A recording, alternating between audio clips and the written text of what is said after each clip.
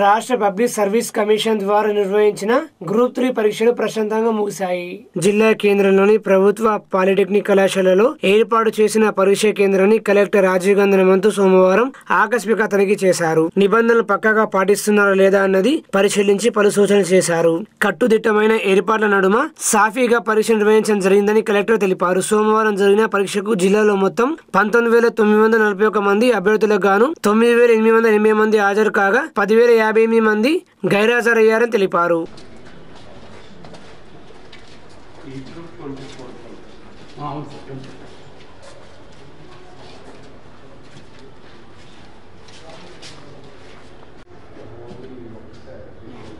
వాళ్ళ టార్గెట్ ఏంటంటే ఒకటి సిఎస్ చీఫ్ సూపరింటెండెంట్, ఒకటి వరండా ఆర్ ఎంట్రన్స్, ఇంకోటి ఒక ఎగ్జామ్ హాల్.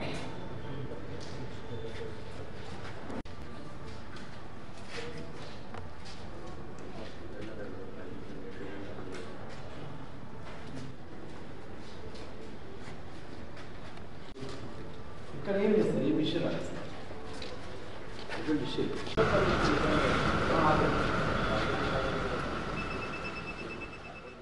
ప్రజావాణి కార్యక్రమానికి ప్రాధాన్యతనిస్తూ ఫిర్యాదులను సత్వరమే పరిష్కరించాలని జిల్లా కలెక్టర్ రాజీవ్ గాంధీ హనుమంతు అధికారులను ఆదేశించారు. సమీకృత జిల్లా కార్యాలయ సముదాయ సమావేశ మందిరంలో సోమవారం నిర్వహించిన ప్రజావాణి కార్యక్రమానికి 90 ఫిర్యాదులు అందాయి. కలెక్టర్ తో పాటు అదనపు collector Ankit Raini, collector Sanket Kumar, incharge DPO Srinivas, Bodhan ACP Srinivas విన్నవిస్తూ ప్రజలు అర్జీలు సమర్పించారు.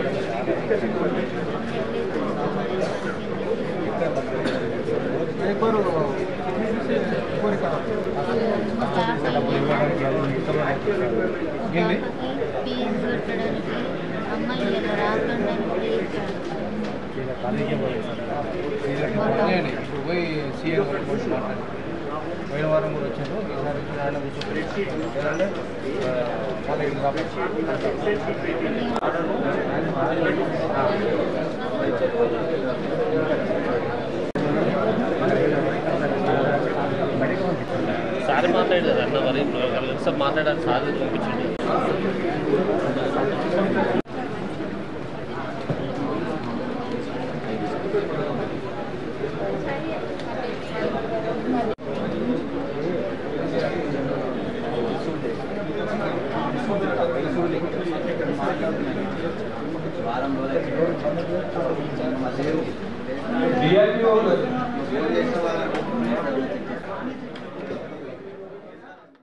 ప్రతిపక్షాలు ధాన్యం కొనుగోలుపై ప్రభుత్వంపై ఆరోపణలు చేయడం సరైంది కాదని రాష్ట్ర విత్తనాభివృద్ధి సంస్థ చైర్మన్ అన్వేష్ రెడ్డి ప్రతిపక్షాలను హెచ్చరించారు. ఆర్మూరు పట్టణంలో ఆయన మాట్లాడుతూ ఆర్థిక ఇబ్బందులు ఉన్న 18,000 కోట్ల రూపాయలను రుణమాఫీ ప్రభుత్వం చేసిందన్నారు. మిగిలిన రుణమాఫీ కూడా చేస్తామన్నారు. పసుబోర్డు ఏమైందని బీజేపీ పార్టీ రైతులకు ఏం చేసిందో చెప్పాలన్నారు. ప్రకటించిన పసుబోర్డు ఎక్కడ ఏర్పాటు చేస్తారో ప్రస్తావన లేదన్నారు. మీ ద్వారా వాళ్ళని అడుగుతా ఉన్నాను, బీజేపీ అయినా బీఆర్ఎస్ పార్టీ అయినా, గతంలో బీఆర్ఎస్ పార్టీ 10 సంవత్సరాలు అధికారంలో ఉన్నప్పుడు గడిచిన చివరి 5 సంవత్సరాలు అయితే కొనుగోళ్ల విపరీతమైనటువంటి అవినీతి, కడత తరుగు పేరు మీద 10 కిలోలు ఇచ్చినటువంటి పరిస్థితి చూసినాం. అనేక వేల కోట్లు ప్రతి సీజన్ లో చేతులు మారి మిల్లర్తో మిలాఖత్ అయి రైతులు దగా చేసినటువంటి పరిస్థితి చూసినాం. కానీ వల్ల మా ప్రభుత్వం ఏర్పడ్డ తర్వాత గౌరవ ముఖ్యమంత్రి గారు, గౌరవ సివిల్ సప్లై మంత్రి గారు పోయినటువంటి రబీలో కొనుగోలు జరిగినప్పుడు ఎక్కడ కూడా ఒక గింజ కూడా తరుగు పేరు మీద రైతుల దగ్గర దోపిడీ గురగాలి. ఏ స్టేజ్ గా రైతు ఎంత తూకం వేస్తే అంత డబ్బులు ఇచ్చినాం. ఖరీఫ్ లో కూడా ఎంత ఉంటే అంతకే తూకం వేసి డబ్బులు ఇస్తున్నాం, కానీ ఎక్కడ కూడా తరుగు పేరు మీద రైతులు ఇబ్బంది పెడతలేదు. ఆలస్యం అవుతుంది అనే విషయాన్ని చాలా సందర్భాల్లో మాట్లాడారు వాళ్ళు. నేను నిన్న అంటే శనివారం వరకు మీకు లెక్కలు చెప్తా. ఇదే బిఆర్ఎస్ పార్టీ అధికారంలో ఉన్నప్పుడు నిన్న 16 డేట్ వరకు వాళ్ళ అధికారంలో కొనుగోలు చేసింది 11,45,000 మెట్రిక్ టన్నులు. కానీ మేము కొనుగోలు చేసింది 12,29,000 మెట్రిక్ టన్నులు. అంటే వాళ్ళకంటే మేమే కొన్నాం. దీంట్లో మేము ఇప్పటికి సన్నాలు 2,76,000 సన్న రకాన్ని సన్నదాన్ని కొనుగోలు చేయడం జరిగింది. ఈ సన్నధాన్యాన్ని కూడా ఎవ్వరు ఇయనేలంతగా గతంలో బిఆర్ఎస్ పార్టీ సన్నాలు పెట్టండి అన్నప్పుడు ఇదే సన్నాలు పెడితే ఏమి ఇస్తారని చెప్పేసి రైతుల తరపున మేమంతా అడిగితే నేను 200, 300 ఇవ్వకపోతానని చెప్పేసి మాట్లాడినటువంటి కేసీఆర్ మాట తప్పి బీజేపీ వాళ్ళు కేంద్రంలో ఉన్నటువంటి ఎఫ్సీఐ నామ్స్ ఒప్పుకుంటలేమని చెప్పేసి రకరకాల కారణాలు చెప్పి రూపాయి కూడా రైతులకు బోనస్ ఇయ్యలే. కానీ వల్ల మా ప్రభుత్వం వరంగల్ డిక్లరేషన్ లో ఏదైతే చెప్పినామో, ఎన్నికల ముందు ఏదైతే రకంగా చెప్పినామో, ఇచ్చిన మాట ప్రకారం సన్న వడ్లకు 500 బోనస్ ఆల్రెడీ రైతుల ఖాతాలు వేస్తున్నాం. ఇప్పటికే 1000 కోట్లు బోనస్ పేరు మీద రిలీజ్ చేయడం జరిగింది. దాదాపు 30 నుంచి 40 కోట్లు రైతుల ఖాతాలు పడ్డాయి. మీరు రైతులకు గురించి ఏం చేస్తా ఉన్నారు? మీరు ఇచ్చినటువంటి గెజిట్ ఏమైంది? అసలు ఆ గెజిట్ లో పసుపు బోర్డు అనేది అసలు తెలంగాణలో పెడతారా, మహారాష్ట్రలో పెడతారా, తమిళనాడులో పెడతారా, ఎక్కడ పెడతారనేటువంటి ఒక ప్రస్తావన కూడా లేదు. మేము మా ప్రభుత్వం ఏర్పడిన తర్వాత గౌరవ వ్యవసాయ శాఖ మంత్రి ద్వారా లెటర్ కూడా రాపించినాం. మీరు పసుపు బోర్డు అనౌన్స్ చేసిర్రు, ఆ పసుపు బోర్డు నిజామాబాద్ ఏర్పాటు చేయండి, తెలంగాణలో నిజామాబాద్ ఏర్పాటు అని చెప్పేసి లెటర్ రాస్తే కూడా ఇప్పటికి కూడా పత్తా లేదు. అంటే ఈ రెండు ప్రభుత్వాలు గడిచినటువంటి గతంలో పాలించినటువంటి బిఆర్ఎస్ పార్టీ, బీజేపీ, కేంద్రంలో బీజేపీ రెండు కూడా రైతులు మోసం చేసిందే తప్ప రైతులను ఆలోచన ఆదుకునే దిశగా ఎప్పుడు కూడా చేయలేదు. ఇవాళ కేంద్రం ఎంఎస్పీ చట్టబద్ధత చేస్తానని చెప్పింది, ఎక్కడ కూడా ఎంఎస్పీ వస్తలేదు. అయినా ఎంఎస్పీ సరిపోతలేదు, ఖచ్చితంగా బోనస్ చేయాలంటే ఆలోచనతో కాంగ్రెస్ పార్టీ తీసుకున్న నిర్ణయం ఇది రైతులను ఆదుకోవడంలో ఒక గొప్ప నిర్ణయం అది. అందుకే రైతాంగానికి నేను విజ్ఞప్తి చేస్తాను, ఒకసారి ఆలోచన చేయండి. ప్రతిపక్షాలు చేసినటువంటి కుట్రాలు, చేసినటువంటి ఆరోపణలను మీరు ఒకసారి తిప్పికొట్టండి. ఎందుకంటే కొంత ఆలస్యమైన రైతులు చేస్తామనేటువంటి మాట ఏదైతుందో అది ఖచ్చితంగా చేసి తీర్తామనేటువంటి విషయాన్ని మీ ద్వారా రైతులకు తెలియజేస్తా ఉన్నాను. ఆర్మూరు పట్టణంలోని ప్రసిద్ధ పుణ్యక్షేత్రమైన సిద్ధిరగుట్టపై శివాలయంలో, రామాలయంలో, అయ్యప్ప స్వామి ఆలయాల్లో భక్తులు ప్రత్యేక పూజలు చేశారు.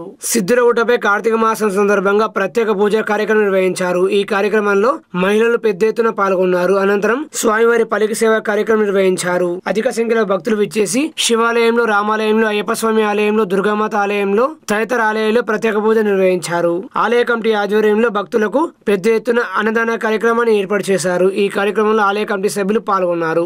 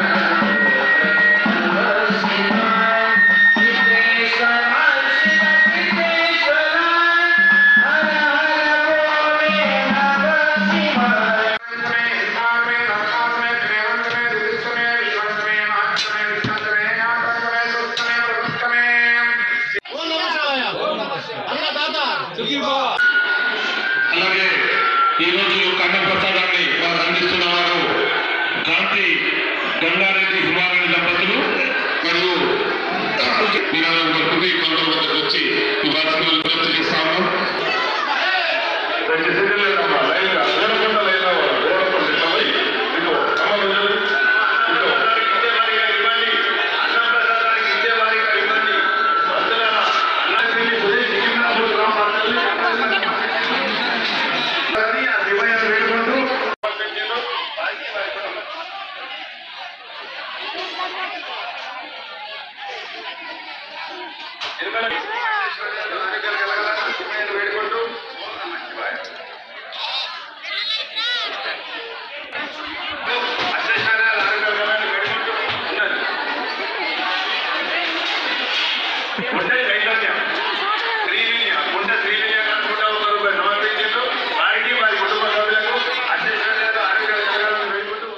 ఆర్మూర్ ఉమ్మడి మండలంలో ఇప్పటి వరకు సమగ్ర కుటుంబ ఇంటింటి సర్వే 75% పూర్తయిందని ఆర్మూరు మండల ఎంపీడీఓ సాయిరాం తెలిపారు.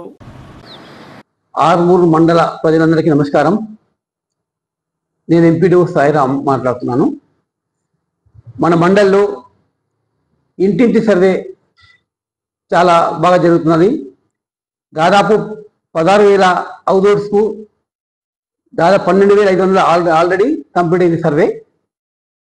దాదాపు 75% కంప్లీట్ అయింది. కొన్ని విలేజ్లో ఎక్కువైంది, కొన్ని విలేజ్ తక్కువైంది. హైయెస్ట్గా కోంపల్లిలో, జయగాంలో 85% ఎక్కువైనాయి.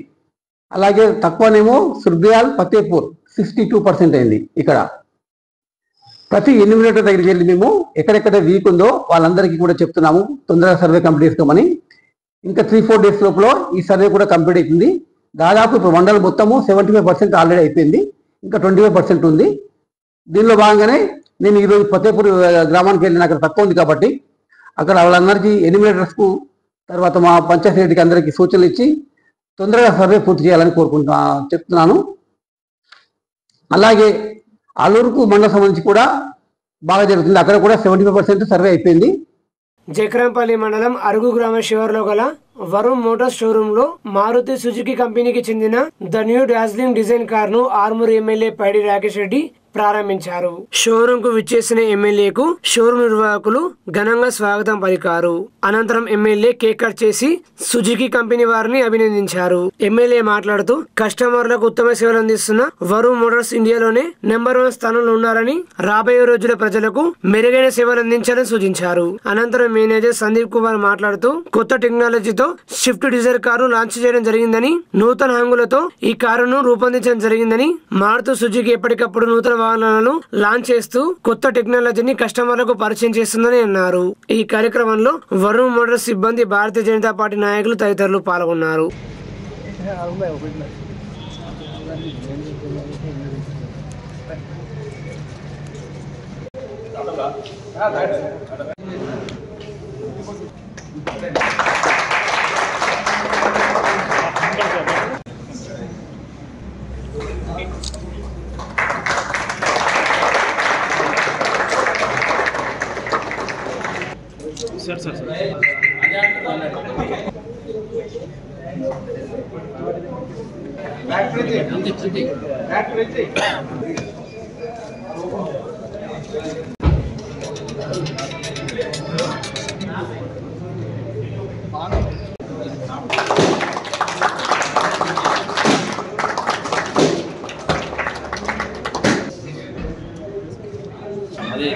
తెలంగాణ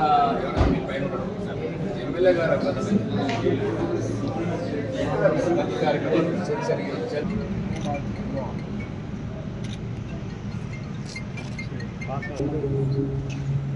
ఆర్మూరు మున్సిపల్ పరిధి పెరిగిటి 6వ వార్డులో దొంగలు హల్చల్ చేశారు. బాధితుల వివరాల ప్రకారం ఆసుపత్రికి వెళ్లి వచ్చేలోపే ఇల్లు గుల్ల చేశారు. పెరిగిట్లో అద్దెంట్లో నివాసం ఉంటున్న ఎస్టీఓ తాజుద్దీన్ తన సొంత అల్లుడు అనారోగ్యానికి గురి కావడంతో ఆసుపత్రికి పరామర్శించడానికి వెళ్లారు. తిరిగి వచ్చేలోపే గుర్తు తెలియని వ్యక్తులు ఇంటికి వేసిన తాళాన్ని పగలగొట్టి ఇంట్లో ఉన్న బీరువాను చిందరవందర చేశారు.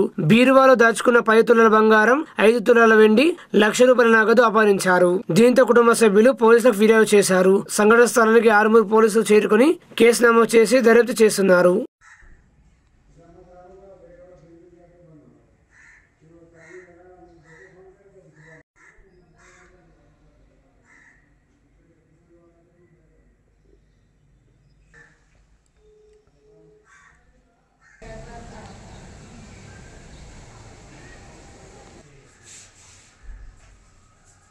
పనిచేస్తాను. నేను ఇక్కడ పెరికిట్లో ఉంటా. నేను ఏదో హాస్పిటల్ పని మీద కామారెడ్డి పోయినా మా అల్లూరు దగ్గర. పోయినప్పుడు నేను ఇవాళ మార్నింగ్ వచ్చే వరకు మొత్తం తాళం బలగొట్టి లోపలికి, బయట గేట్ది అట్లనే ఉంది కానీ లోపల గేట్ది తాళం బలగొట్టి మొత్తం అల్మార్లోకి వెళ్ళి బంగారం 10 తులాల దాకా బంగారము, ఒక 1 lakh నెట్ అమౌంట్ ఉండే, వెండి ఉండే, కాస్ట్లీ బట్టలు ఉండే, అవన్నీ తీసుకొని వెళ్ళిపోయారు వాళ్ళు. మళ్ళీ పోలీస్కి కూడా ఇంటిమేషన్ చేశాను. నేను ఆల్రెడీ సిఏ గారికి చెప్పినాను నేను. కాబట్టి దీన్ని విచారించి నాకు న్యాయం చేయగలుగుతారని మనం చేస్తున్నాం. బాల్కొండ మండల కేంద్రంలోని ఆదర్శ పాఠశాల కళాశాలలో కార్పొరేట్కు దీటుగా విద్యార్థులకు విద్యాబోధన అందిస్తున్నామని ప్రిన్సిపల్ శ్రీనివాస్ ప్రసాద్ సత్యన్యూస్తో అన్నారు. బాల్కొండ మండల కేంద్రంలోని ఆదర్శ పాఠశాల జూనియర్ కళాశాలలో 6వ తరగతి నుండి 10వ తరగతి వరకు 428 మంది విద్యార్థులు, ఇంటర్మీడియట్ మొదటి సంవత్సరం 2వ సంవత్సరం 208 మంది విద్యార్థులు, ఇందులో బాయ్స్ 259 మంది, గర్ల్స్ 377 మంది ఉన్నారని, మొత్తం 636 మంది విద్యార్థులు విద్యను అభ్యసిస్తున్నారని ప్రిన్సిపల్ శ్రీనివాస్ ప్రసాద్ తెలిపారు. ఇంటర్మీడియట్ లో ఎంపీఎస్సీ, బైపీఎస్సీ, సిఎస్సి వృత్తి విద్య కోర్సులు ఉన్నాయని తెలిపారు. గత సంవత్సరం ఎస్ఎస్సీ ఫలితాల్లో 100% ఉత్తీర్ణత ఉందని, ఇంటర్మీడియట్ లో 92% ఉత్తీర్ణత ఉందని తెలిపారు. నవంబర్ 4వ తేదీ నుండి 10వ తరగతి విద్యార్థులకు ప్రత్యేక తరగతులు నిర్వహిస్తున్నామని, విద్యార్థులందరికీ మెనూ ప్రకారం భోజనం పెడుతున్నామని తెలిపారు. 10వ తరగతి వరకు 500 సీట్లు భర్తీ అవ్వాల్సి ఉండగా 428 సీట్లు భర్తీ అయ్యాయని, ఇంటర్మీడియట్ లో 320 సీట్లు ఉండగా 208 సీట్లు భర్తీ అయ్యాయని, దీనికి కారణం బాల్కొండ మండల కేంద్రం నుండి పాఠశాల దూరంగా ఉన్నందున రవాణా సౌకర్యం సరిగా లేక విద్యార్థులు ప్రైవేట్ పాఠశాల ఆశ్రయిస్తున్నారని, ఆర్టీసీ బస్సు సౌకర్యం కల్పించాలని ఆర్టీసీ అధికారులకు ఎమ్మెల్యేకు విన్నవించడం జరిగిందని ప్రిన్సిపల్ తెలిపారు. మొత్తం 13 మంది ఉపాధ్యాయులు రెగ్యులర్ గా ఉన్నారని, మంచి విద్యాబోధన అందిస్తున్నామని తెలిపారు. విద్యార్థులు సత్యన్యూస్తో మాట్లాడుతూ తమ పాఠశాలకు ఆర్టీసీ బస్సు సౌకర్యం కల్పించాలని, ప్రైవేట్ వాహనాల్లో భద్రత లేదని వాపోయారు. ఇప్పటికైనా అధికారులు స్పందించి బాల్కొండ ఆదర్శ పాఠశాలకు బస్సు సౌకర్యం కల్పించాలని పలువురు కోరుతున్నారు.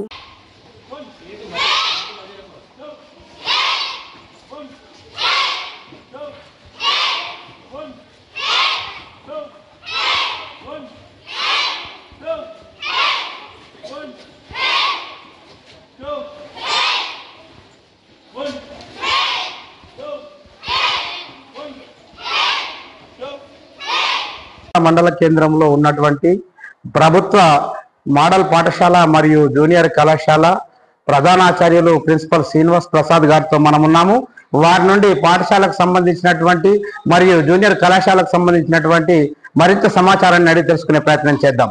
ఇక్కడ మీ మోడల్ పాఠశాలలో ఎంతమంది విద్యార్థులు మరి చదువుతున్నారు, అలాగే జూనియర్ కళాశాలకు సంబంధించి మరి ఎంతమంది స్ట్రెంత్ ఉన్నారు, అలాగే మరి విద్యాభ్యాసం అనేటువంటిది ప్రభుత్వ ఆదేశాలు నిర్దేశితం ప్రకారంగా మరి ఎలా ఈ రానున్న సంవత్సరంలో 2024-25 సంబంధించి ఎలాంటి ప్రాతిపదిక తమరు ఎలాంటి ప్రణాళికతో ముందుకెళ్తున్నారు సార్? ఇప్పుడు మా మోడల్ స్కూల్ బాల్కొండలో ప్రస్తుతము 6వ తరగతి నుంచి 10వ తరగతి వరకు మొత్తం 428 మంది విద్యార్థులు విద్యను అభ్యసిస్తున్నారు. అదేవిధంగా intermediate first year, second year కలిపి మొత్తం 208 మంది విద్యార్థులు విద్యను అభ్యసిస్తున్నారు.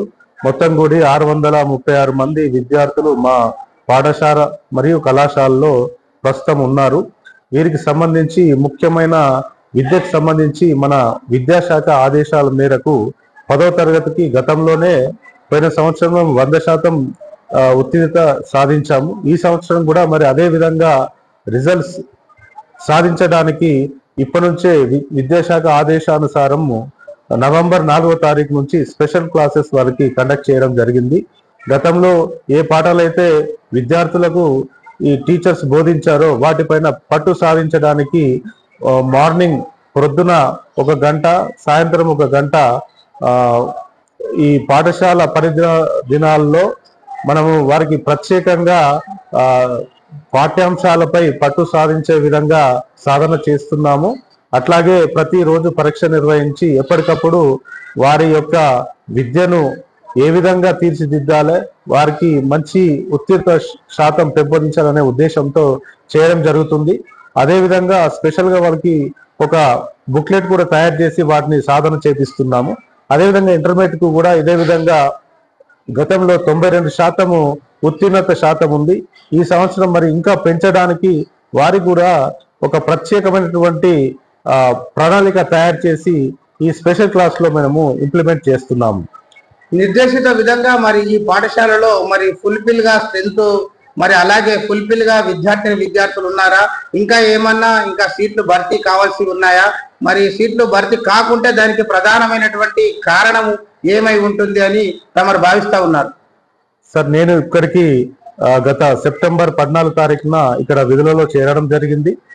ఇక్కడ చూసినట్లయితే మనకు నిర్దేశించిన 6వ తరగతి నుంచి 10వ తరగతి వరకు మొత్తం 500 సంఖ్య విద్యార్థులు ఉండాలి. కానీ 428 ఉంది. కొంత సంఖ్య తక్కువ ఉంది. ఈ సంఖ్య ఎందుకు తక్కువ ఉందని ఆలోచిస్తే మనకు ఇక్కడ ముఖ్యంగా దూరాభావం అంటే ట్రాన్స్పోర్ట్ ఫెసిలిటీ లేకపోవడం అనేది మెయిన్ కారణంగా కనిపిస్తుంది. ఇక్కడ అందరు విద్యార్థులు కేవలం ఆటోలలో దాంట్లో రావడం జరుగుతుంది.